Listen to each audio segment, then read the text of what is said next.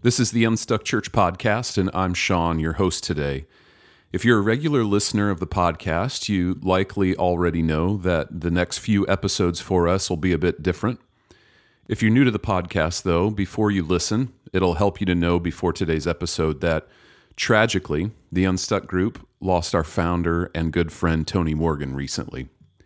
If you're interested in hearing our statement about Tony's passing, you can go back to our September 11th podcast or our website, theunstuckgroup.com, to learn more. Before Tony's passing, we recorded the remaining episodes in this series of podcasts on what it really takes to reach young families. And this is a topic that Tony was passionate about and had so much practical wisdom on. So we've decided to release the remaining episodes of this series over the next few weeks. You'll hear Tony's voice. You'll hear Tony's passion for churches. Tony's life mission that he lived out so well was helping churches be more effective at accomplishing the Great Commission. And we believe his thoughts and voice in these next episodes will help your church do just that. So here's episode 2 of our What It Really Takes to Reach Young Families series with Tony Morgan and Amy Anderson. Well, Tony, we're in a series on what it takes to reach young families. And in this first episode, we want to set a foundation for where we're headed. And that's this, that you have to decide to become a multi-generational church focused on reaching young families if you want to reach them. But before we dive in, one of the things that made this week kind of fun, Tony, when I worked in ministry, when I was on a church staff, I always said my payday was the baptism days because it was just seeing the fruit of what God was doing in people's lives. But man, several of us, we were talking about it in our Slack channel, got multiple texts and emails from churches this week that are doing so well. I've been working with the church for I think 3 years now. In fact, I'm going back there next February, and they have broken through attendance levels that they've never seen before. They had baptisms. In fact, I think like 90% of the people that got baptized were the mission field that they were trying to reach. So it was just so fun to hear from them. And then you had a church too that reached out to you. Yeah, a couple of churches. One big multi-site church, they broke 7,500 in attendance for the first time in the history of the church. Wow. So that was pretty exciting.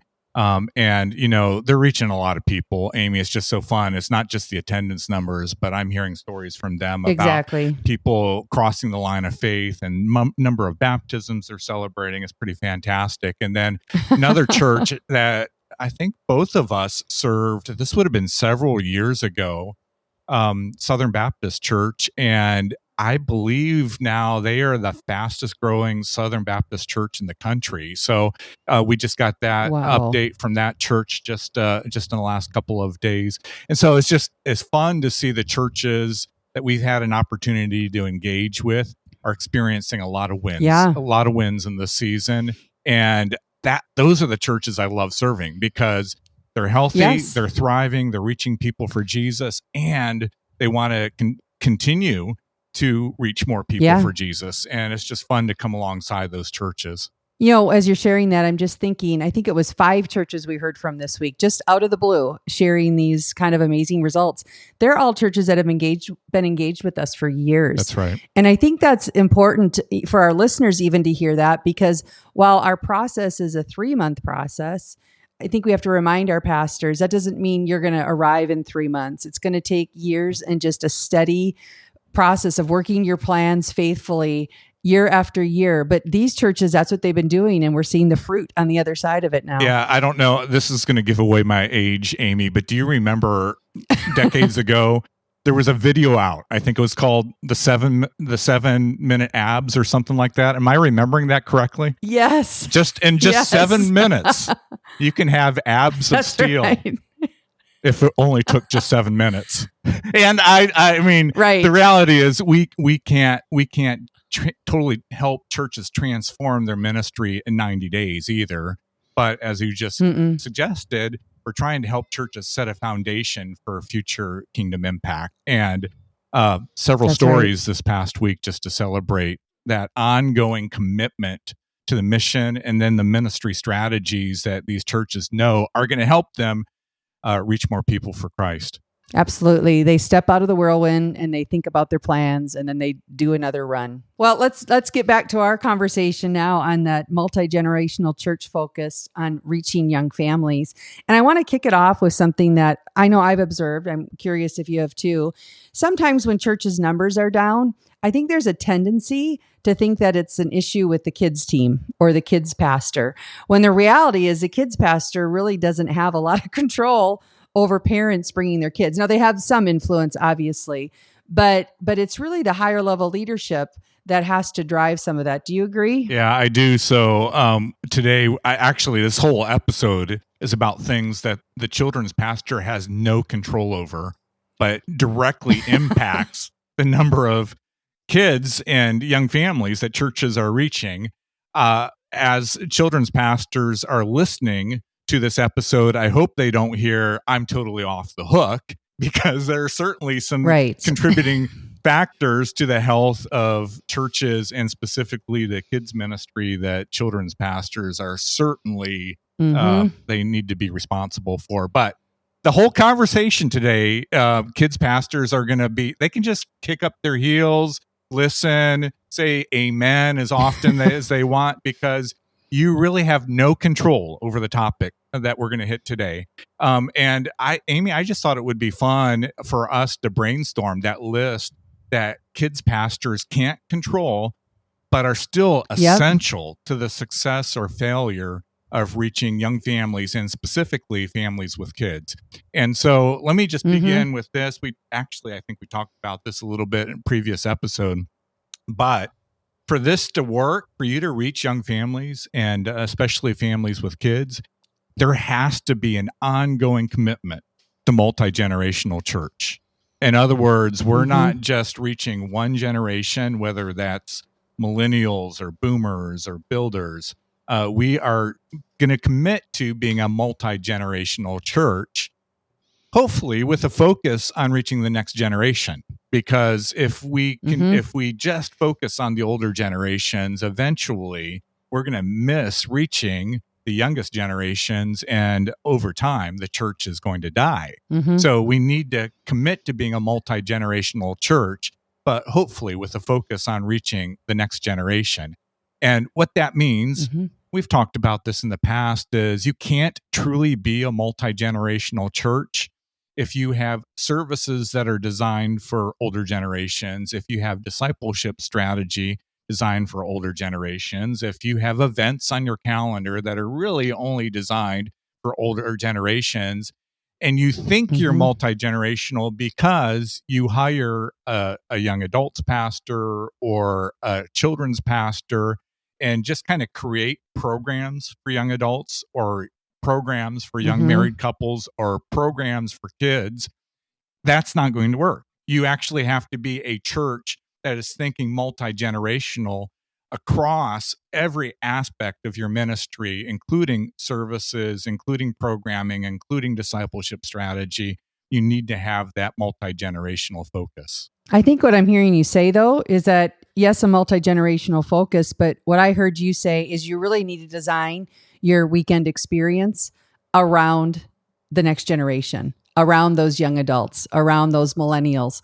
That's got to be your first filter, because if you're doing it through the filter of older adults, older generations, we're probably not going to reach them. Yeah, that's right. So it includes services, but it includes all the aspects of the church's reach strategy and spiritual formation strategy. But since you opened the door on weekend services, I do think you need to create services that primarily it's millennials. If you're wanting to reach young families with kids, it's the millennial generation right now that's in their 30s and early 40s, and that's the generation primarily that's having children right now. And so if you're designing your weekend services, you have to keep in mind that that's really the primary generation we need to consider.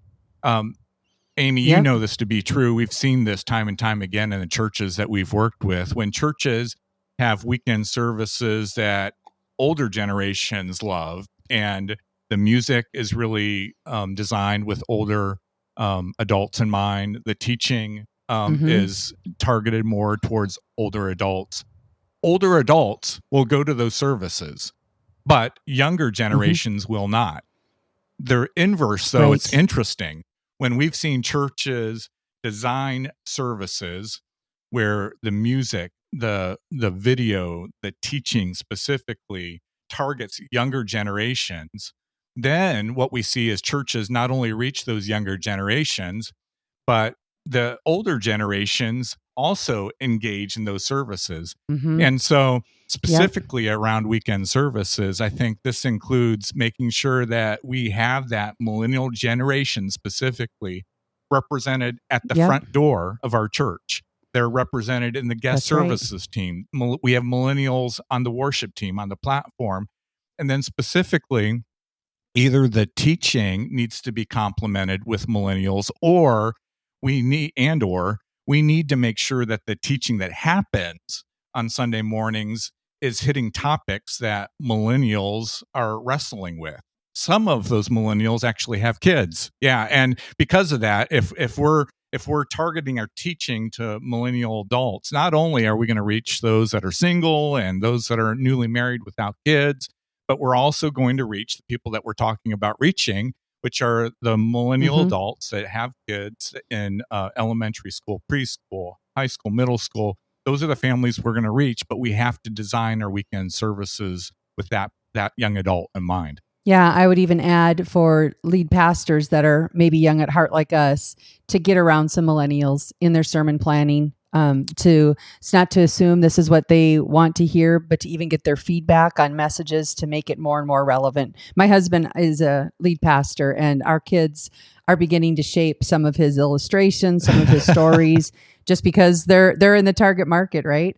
I want to add another one, Tony, that I think I'm not sure kids pastors have total control over this, but leadership does, and that's the investment in the facility, in your building and in your kids space, and how much you give to that generation, to those kids, and what it looks like, how it spills out into the lobby. When I go to churches, I can tell almost instantly when I walk in a building if they're reaching young families, just by the design and the feel of the gathering space. And I don't even have to see the kids space yet, but I can just tell because kids stuff kind of spills into that lobby, and it kind of yells, we love kids. So I don't know, anything you'd add to that one on the facility side? Yeah, only that it seems that there's an inverse relationship between the amount of beige in a church's building and the number of kids that they're reaching.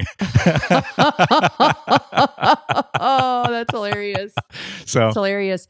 And the other challenge I see for some churches when it comes to reaching this next generation is that they have a preschool and they share kid space with those preschools. I don't have a resolution for these churches, but the more your rooms look like classrooms, the less appealing it will be to kids. And if it's not appealing to kids, parents are following those cues. So you got to keep working on that one too. Yeah, and Amy, the reality is I've actually tried to talk a lot of churches out of preschools and elementary schools on church property, because what ends up happening many times is you end up with a school that has a church rather than a church that has a school. And I think what you've just referred to as far as priority of facility space always seems to drift towards serving the school families in the school itself, rather than the impact that the church is trying to have in its mission. I see that 100% of the time, and I think because they have legal things they have to do in the schools that the church kind of gets handcuffed to. That's why it's not an easy solvable. But I do the same. I try to ask every church that has a school, what's the purpose? And to wrestle that down, because I think a lot of folks think we're going to reach those families and they're going to come to church, but the data just doesn't support that. They're just probably a really good preschool. That's right. So let me circle back to services, weekend services for a second for another one here. And that's thinking about when we're doing student ministry. Because what I've seen is when student ministry happens on Sunday morning rather than sometime during the week, it impacts our ability to reach young families with younger kids. And let me explain why. High school students, when they're meeting on Sunday morning, what you're doing is pulling them out of any opportunity to be serving in your kids' ministry on Sunday morning. That's right. And honestly, that is one of the strongest pools of potential volunteers that you have in your church to serve in your kids' ministry.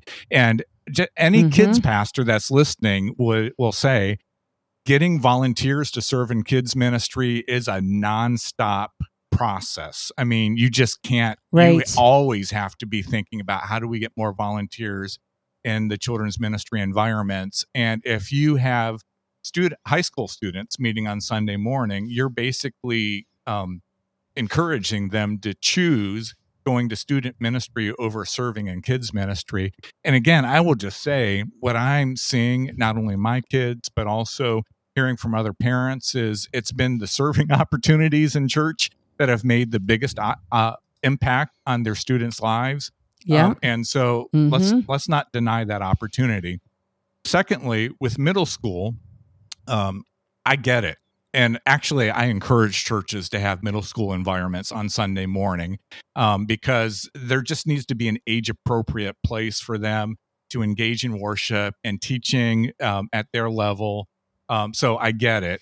However, what you need to be cautious about with middle school students is that whatever number of services you have to offer middle school opportunities, middle school services at every one of those weekend services. Otherwise, and I've seen this happen many times, if you just offer middle school ministry at one service, you're basically forcing every young family to go to that one service. And there's only one option because it's pretty rare for a family these days to only have middle school students. Typically, it's a middle school student, an elementary school student, and maybe a younger. Yep. And so if you only offer middle school ministry at one service, you're limiting the options for those young families to engage in your church on Sunday morning or whenever you hold your weekend services. So just be thinking strategically about when we're doing student ministry, because indirectly that will certainly impact the health of your children's ministry as well. Hey listeners, this podcast is free to you, but takes considerable resource to produce. And it wouldn't happen without our weekly podcast sponsors. This week's podcast sponsor is Horizon Stewardship. You need a generosity playbook to help you take the guesswork out of growing disciples and funding ministry. Horizon Stewardship can teach you how to elevate your impact and achieve your mission with creativity, clarity, and confidence. Horizon Stewardship is a team of generosity specialists, coaching professionals, and ministry strategists who've helped thousands of churches and faith-based nonprofits raise billions for impact for over 30 years. If you're ready to unlock the power of generosity and elevate your impact, visit nextlevelgenerosity.com today to discover your generosity advantage. So here's another thing that I think churches need to think through, and that is the requirement to have great kids services on the weekend, right? Of course, that's the minimum. But then they add a midweek for children as well. And I just think that is, again, you have to think about the purpose of it. Who are we actually reaching? But we really are staffing our kids team for 52 events a year, the weekend service. And so when we stretch them into having to do that again on a Wednesday, which again, what I see, and maybe I'm wrong, but I often see a lot of church kids looking for a Wednesday night program. So it's a totally different set of kids. But going back to this ongoing, it's never ending to be recruiting and getting people engaged in kids ministries, you're also like doubling the volunteer pool that you need to run those two ministries. And most of the best volunteers would prefer to serve on a Wednesday night. They typically have a passion for whatever that is, Awana or whatever they want to go deeper with kids. And so then our Sunday experience, our front door experience, where young families are checking this out for the first time, we have closed rooms. We don't have enough volunteers. I actually was just talking to my daughter. She has a 2-year-old and a 5-month-old. And I said, just what's one of, now that you're connected with the church, but what do you look at as a young family entering the church when it comes to your kids? And the first thing that poured out of her, she said, leadership. Like when I walk into that area, is someone in charge? Are there leaders there that know what they're doing and have a plan and will keep my kids safe? And so you just have to build a rich volunteer team on the weekend, because kids are a precious commodity to these young families. They're worried about, about dropping them off. And so I just think 2 programs weekly waters down the overall effectiveness of kids ministry. Yeah. So Amy, it was Awana specifically at this church. It's been a few years ago, but they had a huge Awana program that was happening midweek, and there were so many church kids involved in it. That was the priority for their parents and all of the adults that were serving and volunteering. And as a result of that, they were unable to staff the kids' environments on Sunday morning, which is when the church was trying to reach new families. And so they were prioritizing what was happening for church kids midweek, and they were struggling to have volunteers available to serve on Sunday morning to reach the people that the church said that they were trying to reach. So, yes, just making sure that we're thinking strategically about how we're leveraging our time as a ministry. And is it possible that good things that we're doing, in this case, the Awana program was fantastic. There's no doubt it was helpful. No ministry is bad. Yeah, but no ministry is bad, but they're not all equally fruitful. Especially when it comes to whatever that primary mission is of the church. Along those lines, we just see churches not thinking specifically about all the commitments that they're asking adults to make. So because of that, they have adults engaged multiple times a week in Sunday school class on Sunday morning, in groups during the week, in men's ministry, women's ministry, couples ministry, and then coupled with some just big events that they're doing for adults in different areas throughout the year. And every time we ask an adult to either attend or serve in one of those adult environments, it's pulling them away then from saying yes to serving in our kids ministry environments. And so just making sure that we're thinking, this is really more about the spiritual formation strategy of churches, that again, we want to help Jesus followers take their next steps towards Christ. No doubt about it. That needs to be a priority. Right. But we can't neglect then reaching new families specifically, and our spiritual formation strategy, whatever that looks like. If we're constantly keeping people busy in different ministry programs and events, it's going to impact in the long run the number of adults that can be serving in our kids ministry areas. Specifically Sunday school. It's not uncommon for churches to have, let's say, a 9:00 service and 11:00 service. And if they have Sunday school, very typically adults are going to choose to go to Sunday school, and they're going to choose to go to a service on Sunday morning. And what's going to get neglected is the volunteer opportunity. There's just no time for it. And so thinking about our spiritual formation strategy and how that informs our reach strategy as well. Hey, before we wrap this up and talk about some next steps, the last thing I wanted to touch on, and I think it was in our second quarter report a year ago when we did some intensives on staffing allocations to kind of see how churches allocate their staff. And if I'm remembering right, churches, almost all churches, unless they were really small, are dedicating about 22% of their staffing allocations. So of their full-time equivalents, 22% are dedicated to this next generation ministry. Do you remember that? Can you say a little bit more about that? I don't remember the specific numbers, but you're spot on, Amy. The larger the church, the more likely they were committing a larger percentage of their staffing budget to next gen ministries. And so it's one of the reasons, too, why we just see churches that are healthy, thriving, growing, and part of that health is reaching young families with young kids. This sounds crazy, but they're prioritizing staffing in the kids ministry area over student ministry. And I think, again, it's because there needs this intentionality about what needs to be happening in our kids ministry environments. We can get just a great student pastor to be kind of a Pied Piper, you get the right students in the mix, you can reach a lot of students. And I don't want to say that's easy, especially in this generation. I get the challenges of student ministry. Right. So I don't want you to hear, Tony said, never hire student pastors. That's not what I'm saying.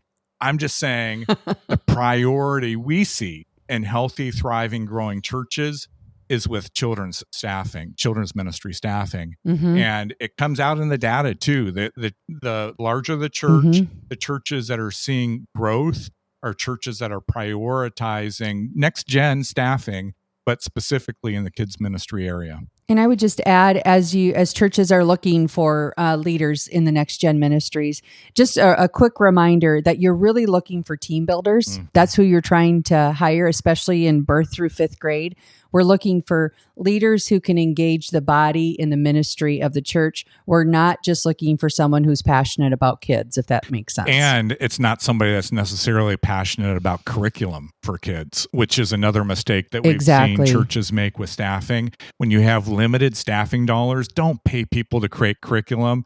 There are a lot of great curriculum options out there.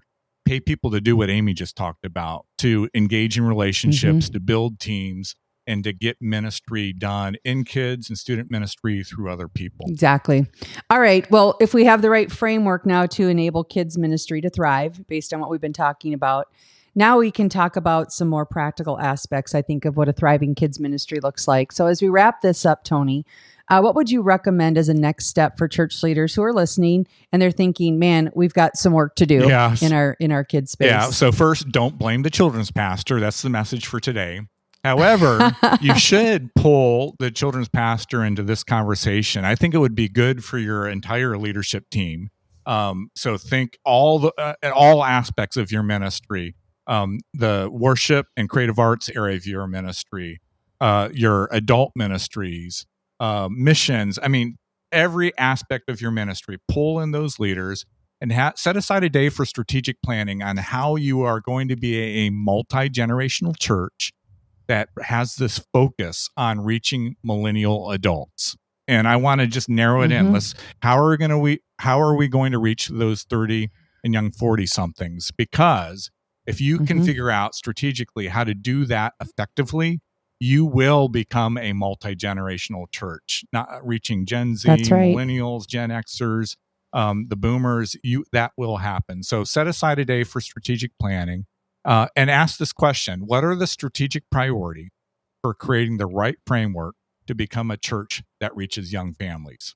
I'm going to circle back to what Amy and I talked about at the very beginning of this conversation. Know this: you need to create a plan. You need to work that plan. But there's no overnight fix to this. This is something you're going to have to commit to today. And then in the years to come, you'll begin to see the fruit.